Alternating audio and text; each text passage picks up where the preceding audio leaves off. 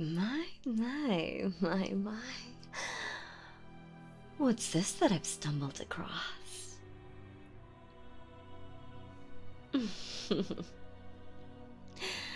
Oh, you're not gonna fool me that easily. I know a mortal when I see one.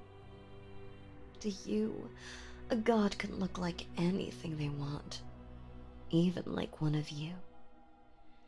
But a goddess's eyes are different. You don't have a divine aura.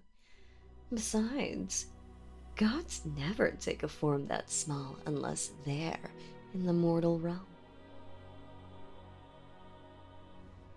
And I'm equally certain that you're not supposed to be here in the land of the gods. We'd all know if a mortal has been allowed to enter for the first time in centuries. That makes you my little friend. A trespasser. Now, why would a mortal sneak their way in here? It certainly was no accident. You must be some mixture of talented, well-connected, and fortunate to have made it past the guardians and through the gate. You must have some sort of compelling goal. Come to spirit away some divine treasure? To meet one of us in person? Or perhaps you're only passing through here on the way to the underworld to retrieve the soul of a lost one. Oh, that's precious. Too frightened to speak? That's all right. It's not as if any answer you gave would justify your presence. The land of the gods is utterly forbidden to mortals under all circumstances. The question is, what do I do with you? I'm supposed to strike you down or alert the guardians. But that doesn't seem very fun. Now does it? A mortal defying the odds to enter the forbidden land, only to be killed like vermin? That's far too sad a story. On the other hand, I don't really want to just let you go.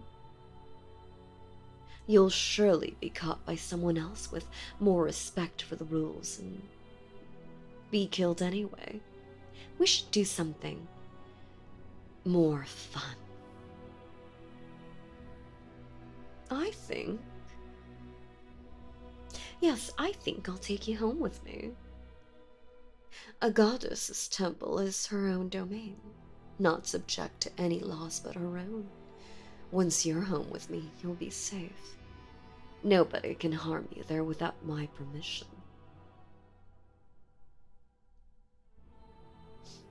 Well, you are most welcome, little mortal. Although, I think you perhaps don't understand my intentions. I intend to use you for my own entertainment. I am Stellabris, goddess of stars. Mortals are by far the best entertainment for the gods, but my domain doesn't allow me to set foot in the mortal world often. When I descend to the world, stars begin to fall from the sky. Even if I were to descend to the mortal world, we're forbidden to steal away mortals for our own use.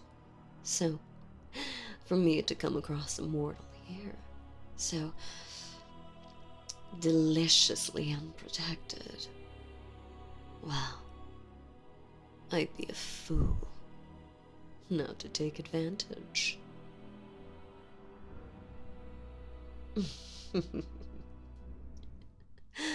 Oh dear. Well, It is in the mortal's nature to beg and plead, but you really shouldn't bother. If I don't take you with me, then I'm better off killing you. I might get in trouble if they find out that I let you go, but nobody can protest what happens within my own temple. You'd rather stay alive, wouldn't you? If anything, you should be delighted to have the privilege of living in a goddess's temple. You can't imagine how perfect everything is in my home. Never-ending food, music, and all manner of delights. And for a little thing like you, it's practically the size of a city. Usually, a mortal has to sacrifice in order to do their duty and please the gods. But just think, you can serve me by having your life saved and being taken to a place of happiness. It would be madness to ask for more. And yet, you don't look reassured. Are you truly so attached to your life of suffering and hardship that you can't bear to leave it?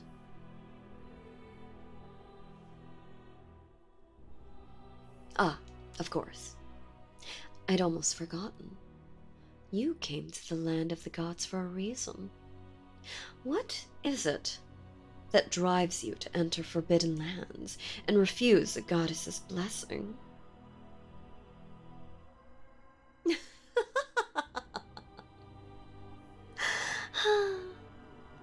That's precious, but also hardly necessary anymore. Oh, you can't fool me. You mortals are all the same in very particular ways. You say you want to end the drought your people suffer, but do you really? Is that what you, in particular, want?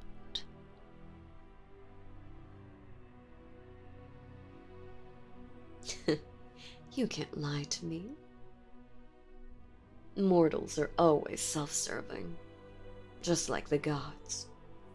You just don't feel comfortable admitting it. What you want is fame. Why else would you go on such a grand, arduous quest? You picked the most daring, thrilling option to save your people because you want them to sing about it for generations. You don't need that anymore, though. You can be the center of attention to your heart's content in my temple. I'll have gods and goddesses visiting from all over to see you, and you can enjoy their attention along with an easy life. All you need to do to earn praise and comfort is play games all day. Mortals are the best, because we can't anticipate how you'll act. You don't make all the right decisions like we do. You do foolish, unpredictable things that make you endlessly fascinating to watch.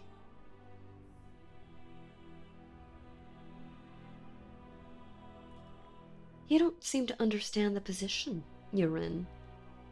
I'm not trying to convince you because I need your permission to bring you home. I just don't want you to do something foolish, like make a lot of noise or try to escape. I'd like to bring you back without incident.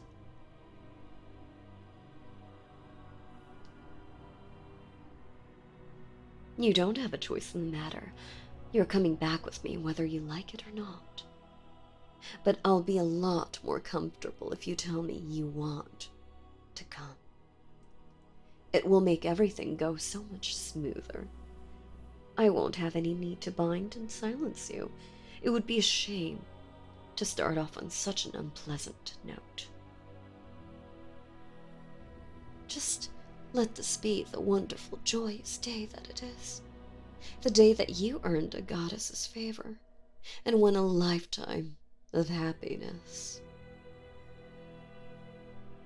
As for your people, well, what do they matter, really?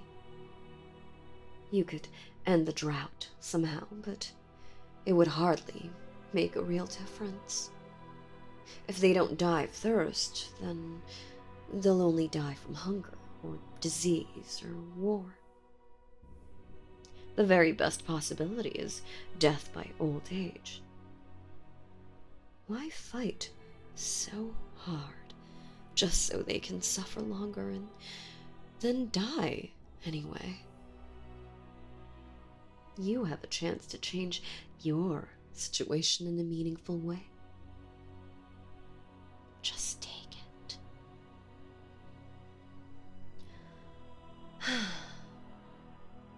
So naive. Still, it's endearing in a way. All right, let's try this a different way.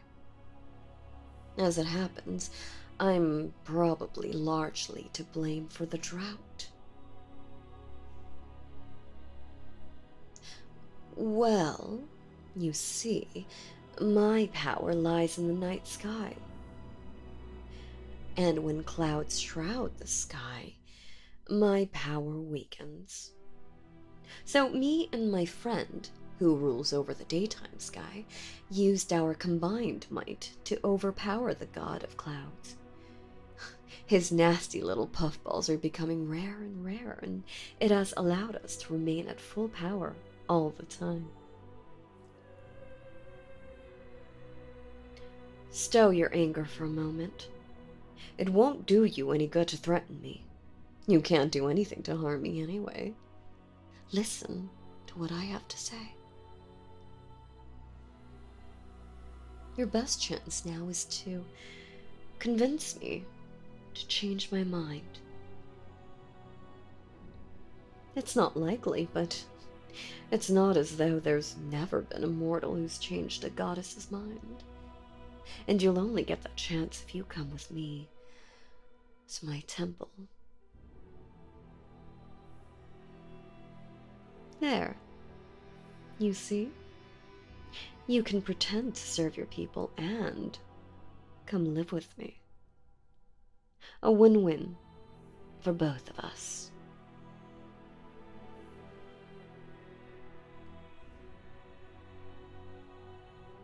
Now you're getting it. And if you somehow convince me, you can spend the rest of your life enjoying my temple with the satisfaction of knowing you helped your people. If you insist that you actually care about them. Let me just pick you up and stow you in my tunic. It wouldn't do for you to be spotted before we get home. Can you see from inside there? I'd hate for you to miss the view of the temple from the outside.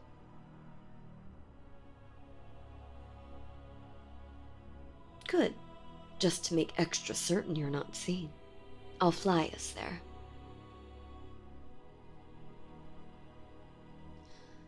You can get a good look at the many temples the gods live in from here. Each and every one is an expression of that particular god. Like that one. That belongs to the goddess of the ocean.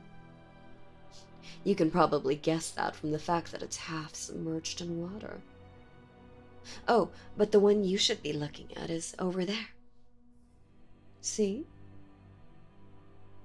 I love it so. The countless floating islands representing the myriad stars in the sky. It's even more spectacular at night when it starts to glow. The whole thing sparkles and shimmers beautifully. And it's your home from now on. I can sense your resentment. You must still be upset with me for my hand in the drought.